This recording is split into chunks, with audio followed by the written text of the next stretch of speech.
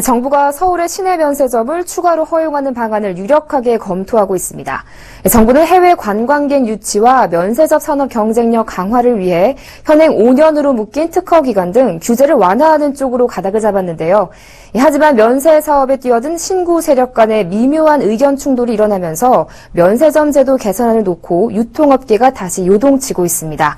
보도국 한지 기자와 함께 자세한 이야기 나눠보겠습니다. 안녕하세요. 네, 안녕하세요.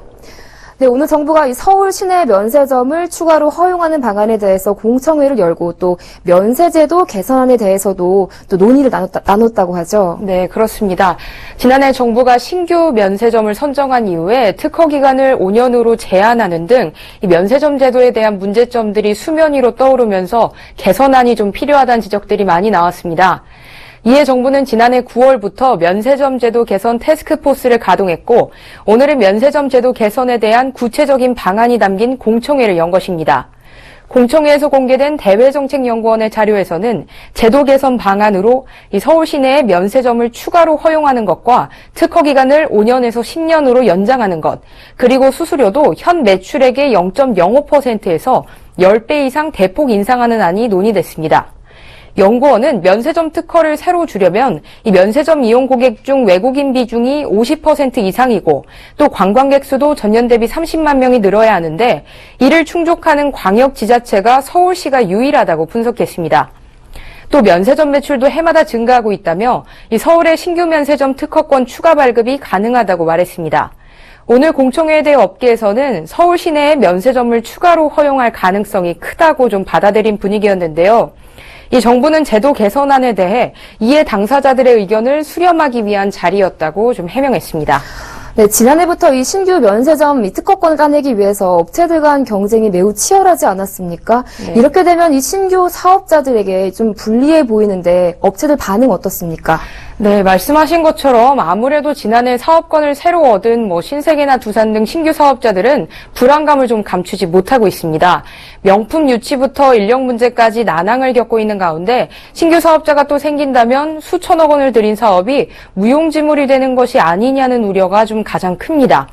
특히 오늘 공청회에서 서울 시내의 면세점을 추가로 허용해준다는 내용이 공론화되면서 정부의 오락가락 정책이 면세 사업자들을 공멸하게 만들 것이라며 강하게 비판했습니다.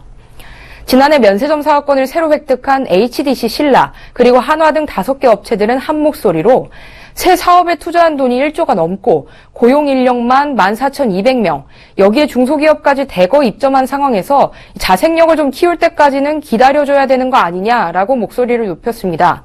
실제 면세점 제도가 개선될 움직임을 보이면서 신규 업체들은 또 난항에 빠졌는데 이 면세점 매출과 직결된 루이비통이나 샤넬 등 이 명품 업체들이 입점에 관한 협상 자체를 유보했고 고급 인력 수급이 안 되고 있다는 것이 업계의 하소연입니다.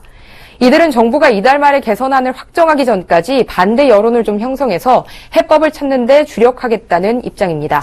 네, 반면에 시내 면세점이 추가로 허용되면 지난해 탈락의 고배를 마셨던 롯데나 SK에게는 유리할 것 같은데요.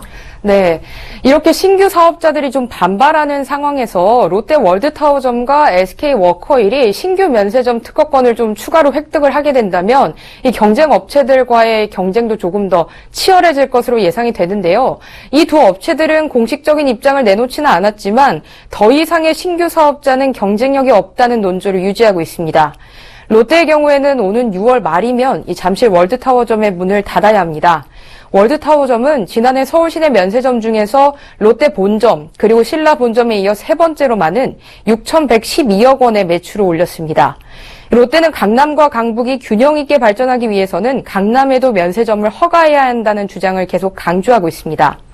반면에 이 사실상 면세 사업 철수 수순에 들어갔던 SK는 정부의 정책 변화를 좀 지켜보면서 면세점을 재추진할 방안을 다시 짤 것으로 보이지만 면세점 물건들을 떨이 처리하고 인력까지 유출된 상황에서 아직까지는 좀 이렇다 할 목소리를 내지 못하고 있습니다.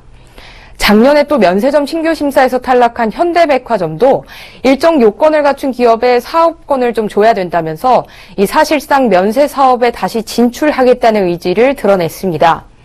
이렇게 면세점 제도 개선을 놓고 업체들 간에 좀 날카로운 신경전이 이어지고 있지만 이렇다 할 해법을 찾지 못하면서 이 추가 면세점과 관련한 논란은 당분간 계속될 것으로 보입니다. 네, 지금까지 정부의 면세점 제도 개선안을 둘러싼 논란에 대해서 보도국 한지희 기자와 함께했습니다. 오늘 말씀 잘 들었습니다. 고맙습니다. 네, 고맙습니다.